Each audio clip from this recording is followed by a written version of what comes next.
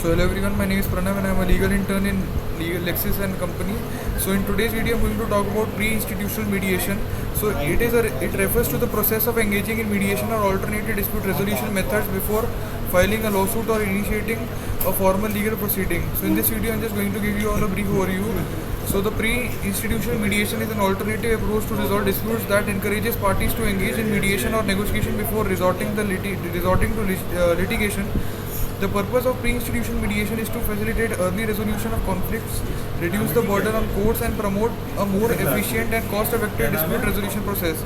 It typically involves the appointment of a third neutral party, the mediator, who helps facilitate communication, identify issues, and assist the parties in reaching a mutually accepted resolution. Pre-institutional mediation can be voluntary when parties willingly agree to participate, or it can be mandated by legislation, court rules, or contractual agreements. The mediation process is generally confidential, allowing parties to discuss and explore potential solutions without the fear of the statements being used against them in future litigation. Mediators in pre-institution mediation do not impose decisions but instead guide them towards reaching a mutually acceptable agreement.